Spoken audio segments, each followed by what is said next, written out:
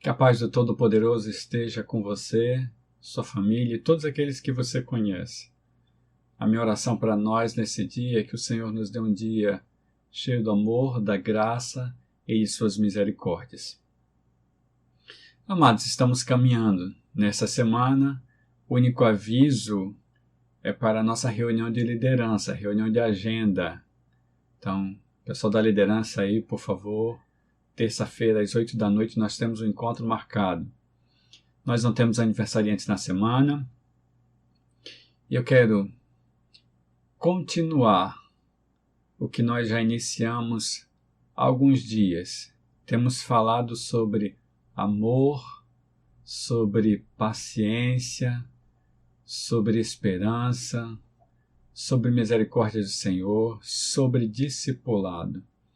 Temos visto muito sobre isso nos últimos dias. Nas últimas 2 semanas, nós falamos baseados no texto de Hebreus capítulo 12. Então, precisamos nos livrar daquilo que nos atrapalha, dos pecados que nos impedem, se enroscam em nós e nos impedem de caminhar juntos com o Senhor. Precisamos entender que temos que correr a corrida que o Senhor nos deu com esperança, e essa corrida já tem um rumo traçado. A gente vai dar continuidade nesse formato. Na semana passada nós vimos sobre amor e discipulado. Vimos que o amor disciplina e corrige. E vimos que disciplina e filiação andam juntas. E vimos que a aceitação quanto à disciplina depende da compreensão que você tem acerca dela. Também vimos que a disciplina trabalha o caráter, né? O que a gente chama de santificação. A gente vai dar continuidade hoje sobre isso, né? Nós estamos sempre continuando. A mensagem da manhã continua na noite. Então, é importante que você caminhe conosco vendo, para que você não se sinta perdido ou perdida na hora da mensagem. Falar em caminhar conosco, estaremos mais tarde, às 17 horas, na nossa sede, para juntos adorarmos ao Senhor. Se você não vai, né, ou se você por algum motivo não quer ou não pode ir, então caminhe conosco no nosso Facebook, né, Igreja Batista Betânia de João Pessoa. Estaremos lá com a nossa transmissão ao vivo às 17 horas. Queria convidar você para abrir sua Bíblia no Evangelho de Mateus capítulo 16. Vamos caminhar falando sobre cruz e vida no caminho. Mateus 16, versos 24 a 27. Mateus 16, 24 a 27. O texto bíblico nos traz assim. Então Jesus disse aos seus discípulos: se alguém quiser acompanhar-me, seguir-me, negue-se a si mesmo, tome a sua cruz e siga-me. Pois quem quiser salvar a sua vida, a perderá. Mas quem perder a sua vida por minha causa, a encontrará. Pois que adiantará ao homem ganhar o mundo inteiro e perder a sua alma? Ou o que o homem poderá dar em troca de sua alma? Pois o Filho do Homem virá na glória de seu Pai, com os seus anjos, e então recompensará cada um de acordo com o que tenha feito. A nossa oração nesse momento é para que o Espírito Santo esteja dando sabedoria a você para caminharmos nesse texto. E eu vou convidar você para prestar atenção na verso 25, palavra vida 2 vezes. Verso 26, palavra alma 2 vezes. A gente vai ver um pouquinho mais sobre isso à noite. Agora pela manhã eu quero fazer uma interrogação para você, né? Eu quero, caminhando, entendendo que o nosso parâmetro de salvação é sempre o amor, eu quero levar você, provocar você a pensar sobre a vida. O que é a vida para você? E essa interrogação ela é muito vista no nosso meio, né? A gente tem falado muito sobre vida, a gente fala muito sobre isso. A gente fala sobre vida quando fala como viver a vida aqui na Terra. A gente fala sobre vida quando fala sobre a vida eterna, sobre esses dois estilos de vida que nós vamos ver agora pela manhã, para que introduzamos a mensagem da noite. Então veja, quando eu trago a interrogação para você sobre vida, eu quero chamar você para realmente refletir nisso, porque a experiência que eu tenho com muitas pessoas é que, apesar de nós sempre refletirmos na Bíblia sobre vida ou sobre a vida, né, como ela precisa ser vivida, as pessoas, apesar de saberem ou apesar de dizer que sabem, né, elas não têm muita consciência acerca disso. Então vamos lá. Quando a gente fala sobre vida, o que vem na minha mente inicialmente é vida no seu processo biológico e psicológico, corpo e mente, ou como você queira chamar, corpo e alma, né? É o processo biopsicológico do ser humano. E quando eu falo sobre esse tema, eu me lembro logo do Salmo 139, nos versos 13 a 16, quando o salmista diz: Tu criaste o íntimo do meu ser e me teceste no ventre de minha mãe. Eu te louvo porque me fizeste de modo especial e admirável. Tuas obras são maravilhosas, diz o salmista. Digo isso com convicção.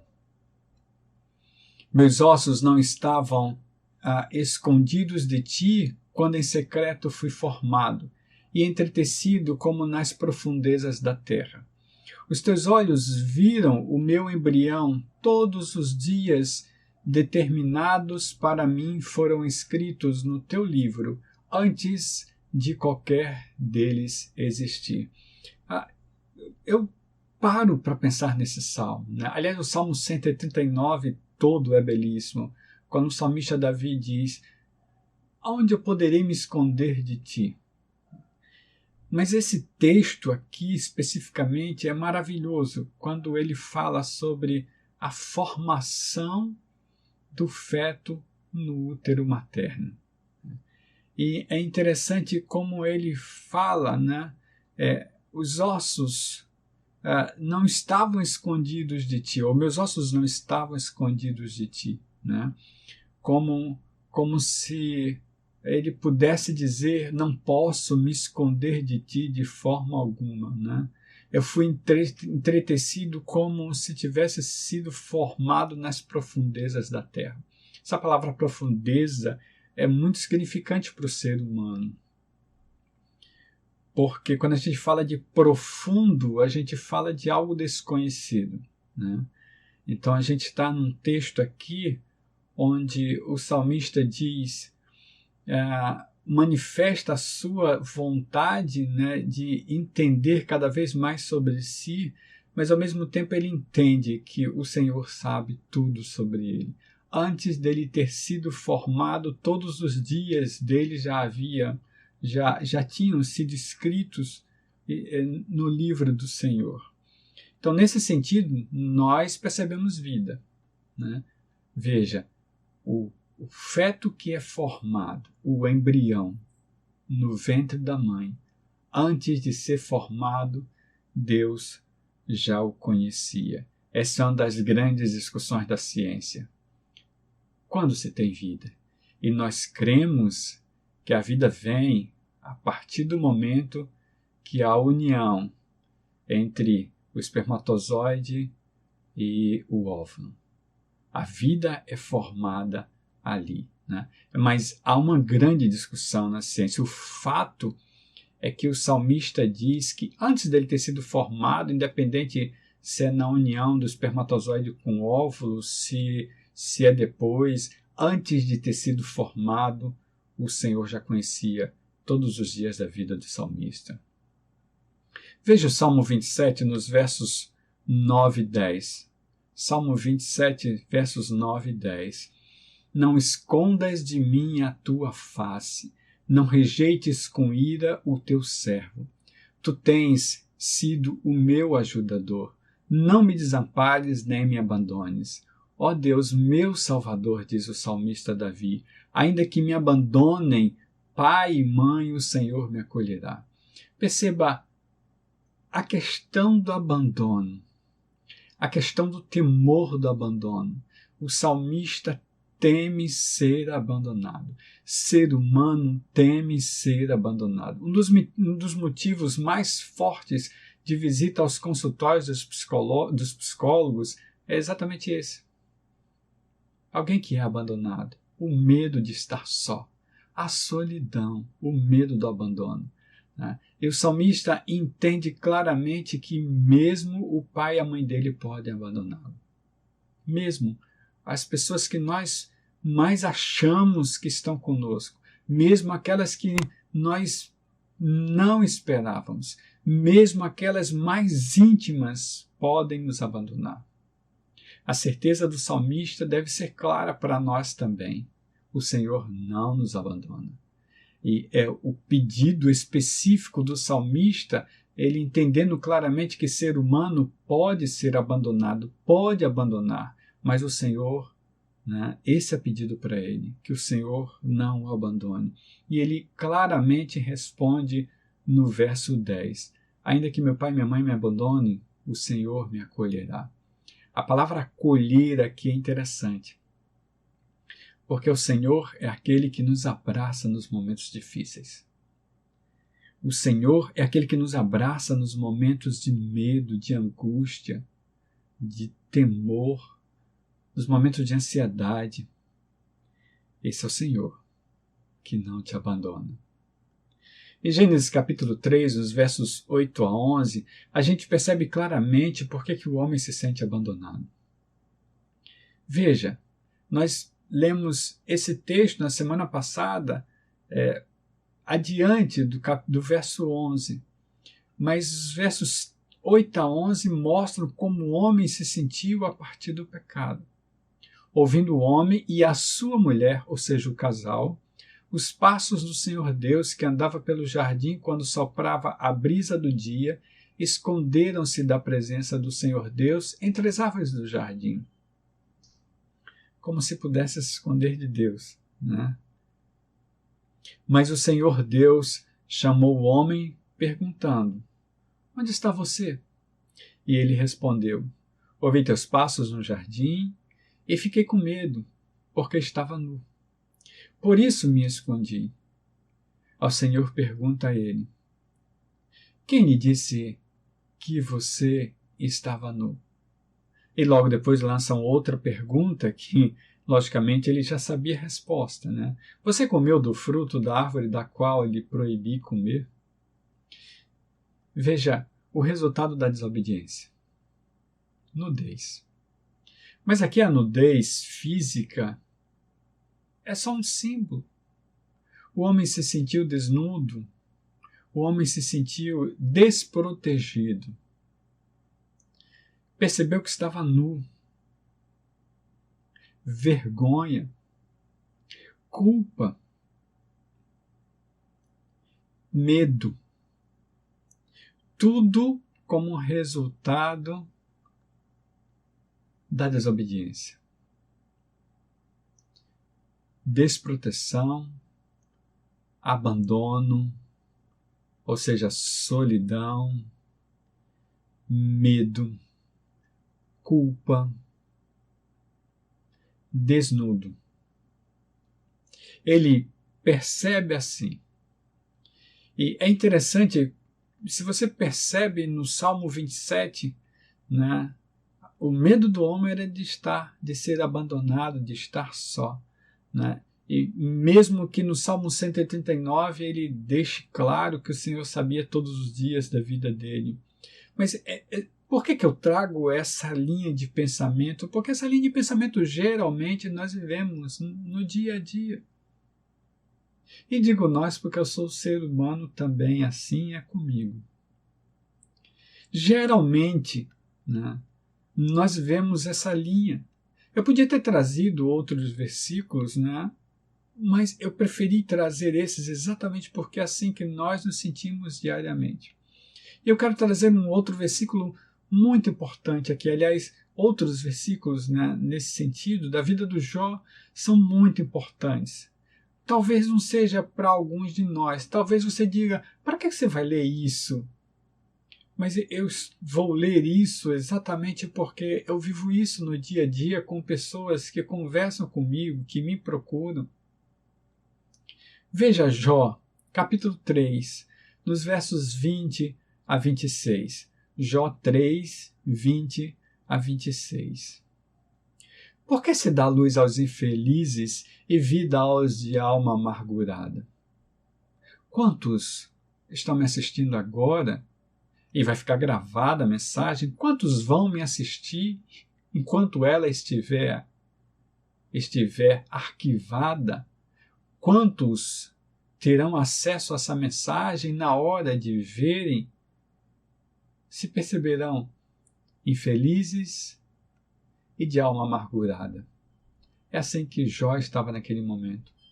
Por que se dá a luz aos infelizes e vida aos de alma amargurada? Os que anseiam pela morte, e esta não vem, e a procuram mais do que um tesouro oculto, aos que se enchem de alegria e exultam quando vão para a sepultura. Percebam a ideação suicida de Jó. Pensou em morte. Veja, anseiam pela morte. Procuram a morte, mas essa não vem.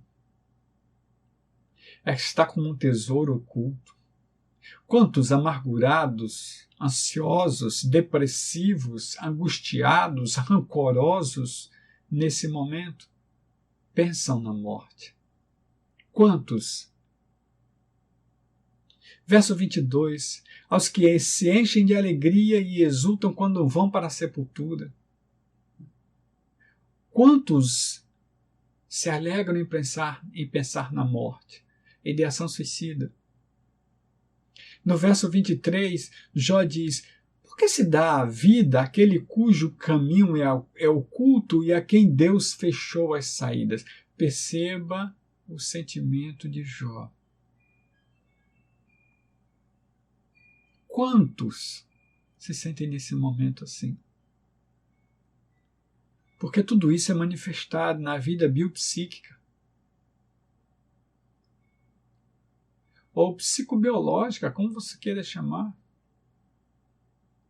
Mas é a mente que dá vazão a pensamentos que te levam à morte, pensamentos suicidas, pensamentos angustiantes, pensamentos, e muitos chegam a ouvir coisas, muitos chegam a ansiar por morrer, muitos. Quantos nesse momento? Verso 24, pois me vêm suspiros em vez de comida, meus gemidos transbordam como água, meu sofrimento é de tal forma que transbordam de dentro, como se eu fosse a fonte dos gemidos. No verso 25 ele diz, o que eu temia veio sobre mim, o que eu receava me encontrou, ou me aconteceu. Não tenho paz, nem tranquilidade, nem descanso, somente inquietação. Quantos se sente assim nesse momento? Depois ele vai amaldiçoar o dia do seu nascimento e eu preferia ter sido um aborto. Mas esse sentimento, essa sensação de Jó, essa vontade de morrer, se dá exatamente por causa da separação da desobediência. Ou da desobediência que gera a separação, como você queira pensar. O fato é que isso é vivido aqui, no corpo. aqui, ó, na mente. Os pensamentos que você tenta fugir e não consegue. Aqueles que batem em você o dia todo, a noite toda. Quantos dizem para mim, eu rolo de um lado para outro de noite, e quantos nem medicamento faz efeito mais? Não consegue. Minha mente trabalha 24 horas. Eu não consigo dormir direito. Penso. Meu corpo pesa. Assim vive o homem na sua vida. E se a gente fosse passar para Eclesiastes, a gente se aprofundaria nisso, mas a gente não tem tempo, né? Eu queria trazer como um verbo ou como um verso de transição para o nosso próximo pensamento, ou uma parte do texto que foi lido. O Senhor Jesus diz assim: pois quem quiser salvar a sua vida, a perderá. Mas quem perder a sua vida por minha causa, a encontrará. Nós vamos aprofundar um pouquinho isso mais tarde. O fato é que uma segunda observação de que é vida para nós, vendo por cima, é o que a gente chama de vida eterna. É a vida no processo espiritual. É a vida eterna. Então perceba Colossenses capítulo 1, nos versos 12 a 14. Colossenses 1, 12 a 14. O apóstolo Paulo fala assim: dando graças ao Pai que nos tornou dignos de participar da herança dos santos no reino da luz, pois ele nos resgatou do domínio das trevas e nos transportou para o reino do seu Filho amado, em quem temos a redenção, a saber, o perdão dos pecados. Veja que essa vida que é vivida hoje, como a gente chama na carne, o que eu estou falando, eu estou chamando de vida biopsíquica, ela é vivida exatamente se nós entendermos que Deus não nos abandona, que Deus é o único que não nos abandona, se entendermos que andarmos com Deus temos vida, é dessa vida que a gente está falando, da vida eterna. E eu quero destacar aqui, veja, primeiro o apóstolo Paulo diz que o Pai nos tornou dignos, não podemos fazer nada para sermos dignos, por mais que entendamos que podemos fazer alguma coisa, não podemos. Não são os nossos louvores, não são os nossos dízimos, não são as nossas ofertas, não são as nossas festas, não são os nossos, os nossos encontros, o que você queira dizer, os jejuns, os acampamentos, os congressos, as almas que a gente traga para o Senhor, nada disso pode acrescentar nada para nós. É pela graça. E aí o Paulo fala, dando graças ao Pai que nos tornou dignos. Ele nos tornou dignos de participarmos da herança dos santos no reino da luz. O reino da luz é o reino de Deus. E aí duas palavras, dois verbos, veja, ele nos resgatou e nos transportou. É como se ele tivesse içado a gente do reino das trevas e trazido para o reino do seu Filho amado. É Ele quem faz isso, não nós, pela graça. E aí o apóstolo Paulo diz que nós temos a redenção, e essa redenção é chamado de quê? Perdão dos pecados. Aquele pecado lá de Adão foi restaurado em Jesus Cristo. Foi perdoado em Jesus Cristo. E o profeta Miqueias diz que nós jogamos, aliás, o Senhor joga os nossos pecados nas profundezas dos mares. Se eu não me engano, 7,19, Miqueias. Joga nossos pecados, nossas transgressões nas profundezas dos mares. Não temos acesso mais a eles. Fomos redimidos pelo Senhor. Isso é vida eterna. Não podemos fazer nada. Aliás, um certo dia, questionado por isso, ou pelos seus discípulos acerca disso, o Senhor Jesus diz, o homem não pode fazer nada.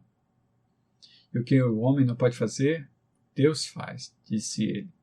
Mas o apóstolo Paulo, em Filipenses capítulo 2, nos versos 12 e 13, Filipenses 2, 12 e 13, diz assim: Assim, meus amados, como sempre vocês obedeceram, não apenas na minha presença, porém muito mais agora na minha ausência, ponham em ação, desenvolvam a salvação de vocês com temor e tremor. Pois é Deus quem efetua em vocês tanto querer quanto o realizar, de acordo com a boa vontade dele. Aí veja, aqui tem uma ação nossa. Desenvolvam. Mas o que é desenvolver essa salvação? Nós vamos ver isso, né, mais tarde e vamos continuar vendo, né? Porque é isso que a gente chama de discipulado. Eu quero já dizer o que eu digo sempre, né? Discipulado não é sala de aula. Discipulado não é apostila para estudar. Não é processo de acompanhamento com data marcada para terminar. Discipulado é prática de vida no caminho. E não é só fala. Não é discurso vazio. Discipulado não é encontro para estudar a Bíblia. Discipulado não é encontro para estudar a apostila. Nunca foi, nunca vai ser. Discipulado é caminho de vida. Anda comigo porque eu ando com Cristo. Veja o que eu faço. A gente vai aprofundar mais isso. Veja o que eu faço porque o que eu faço, o Cristo faz. E eu sigo a Ele. A gente vai começar a aprofundar isso hoje à noite. Mas veja, na missão dos 12, Jesus Cristo, né, diz assim: todos odiarão vocês por minha causa, mas aquele que perseverar até o fim será salvo. E Milton quer dizer isso, quer dizer exatamente o que está sendo dito aqui. Aquele que perseverar até o fim será salvo. Ele repete essa fala falando sobre o sinal do tempo, os sinais do tempo final, lá em Mateus capítulo 24, no verso 13. Aquele que perseverar até o fim será salvo. Então vejam que não é fácil como muitos pensam. Levantei a mão, está tudo em ordem, posso seguir minha vida da forma que eu quero, porque meu nome está escrito no livro da vida.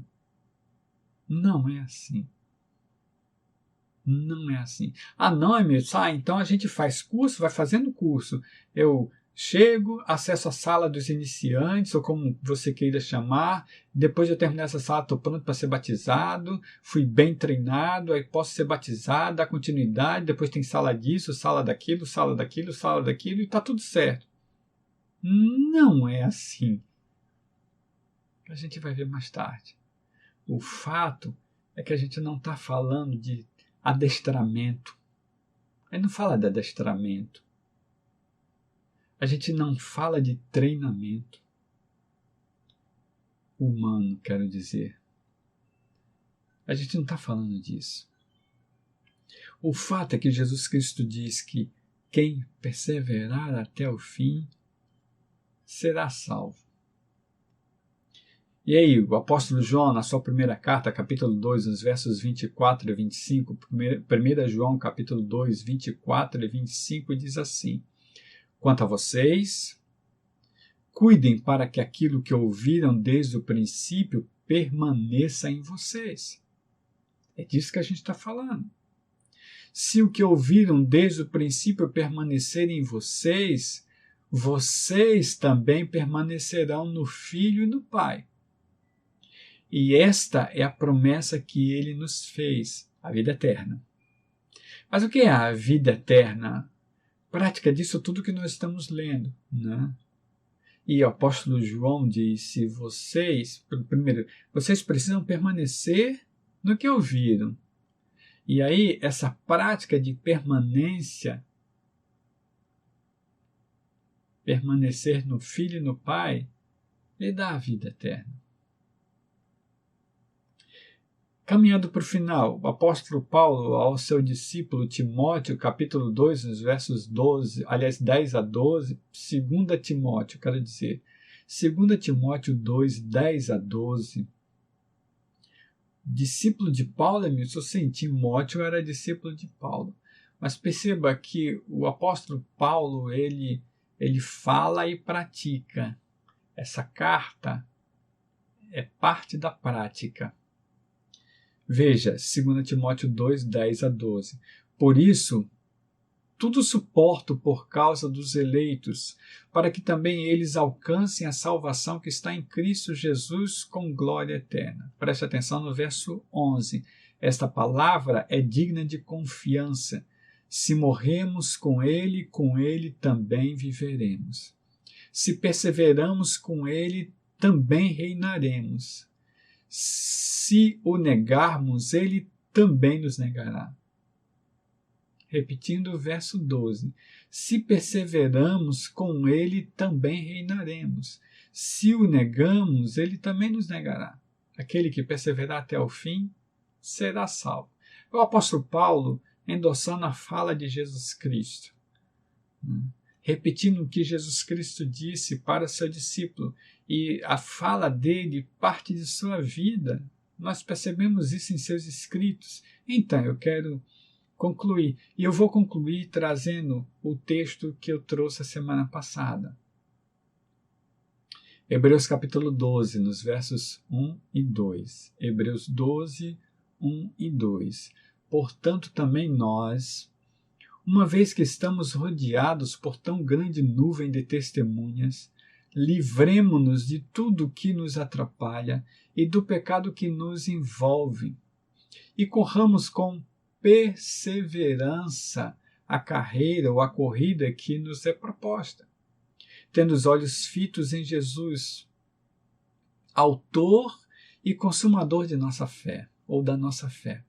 Ele, pela alegria que lhe fora proposta, suportou a cruz, desprezando a vergonha, e assentou-se à direita do trono de Deus. Então, vida é vida biopsíquica. É a vida incerta do dia a dia, vivida por ser humano que peca,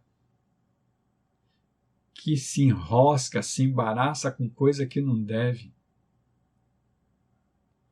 que se atrapalha com coisas que lhe param, lhe paralisam, que tem medo. Ser humano que sente vergonha, culpa, às vezes abandonado, solitário, ansioso, alguns depressivos. Mas esse ser humano que entende claramente que a vida deve ser perdida para ser ganha, mais tarde a gente vai ver sobre isso. É um ser humano que desenvolve o processo da vida eterna, que entende que foi resgatado das trevas e transportado para o reino do Filho amado. É o ser humano claramente que entende que deve desenvolver a sua salvação. Sua vida não vive na mesmice. Ele enfrenta as batalhas, ele enfrenta os medos, as inseguranças, ele encara claramente o pecado, ele decide estar com o Senhor. A gente vai começar a ver sobre isso. Esse é ser humano que desenvolve a sua salvação. Esse é ser humano que entende que, apesar de tudo, entende claramente que se ele perseverar até o fim, será salvo. Esse ser humano que desenvolve a vida eterna dele, a salvação dele, entende claramente que precisa permanecer no Filho e suportar todas as agruras da vida. Entende que confiança, com serenidade, sofrendo com o Senhor Jesus, perseverar nele ou perseverando nele, terá a vida eterna. Eu digo terá porque eu vejo o futuro, mas ele já tem. E essa prática de presente, conforme lida, é que diz para ele, deixa claro que o futuro é com o Senhor. Vamos orar? Obrigado, Senhor, por tua palavra. Ela não volta vazia, pela segurança que ela nos dá. Ela nos atinge, entendendo claramente quem somos, nos distingue as intenções do coração e da mente. É ela que nos conhece. E a tua palavra és tu, Senhor. Tu és a tua palavra. É assim que a tua fala chega até nós. Eu sou o que sou. Eu sou, diz o Senhor. Essa fala é repetida pelo Filho de Deus, que era o próprio Deus encarnado. Quero te adorar, Senhor, por isso. E continuar te pedindo misericórdia por nós, por nosso país, por aqueles que estão nos leitos de hospital nesse momento, dos hospitais nesse momento, aqueles que estão na UTI, muitos entubados. Tende misericórdia, Senhor. Vai até lá, no nome de Jesus. Toca com as tuas mãos de cura para a tua honra e glória. Faz a tua vontade conforme o que tu queres na vida de cada um de nós, Senhor. Porque sabemos que ela é boa, agradável e perfeita. E os planos que tu tens para nós são planos de paz. Nos dá um restante de dia abençoado na tua presença, Senhor, e a certeza de que a vida, ou seja, o exercício biopsíquico, está regido pela vida eterna. Assim eu oro no nome de Jesus. Amém. É minha oração para você. Assuma essa vida. Quer continuar conosco? Mais tarde a gente vai dar continuidade em Mateus capítulo 16, nos versos 24 a 25, e vamos aprofundar um pouquinho mais. Deus abençoe você e sua família com amor, paz, saúde, misericórdias renovadas. Que o Senhor nos abençoe.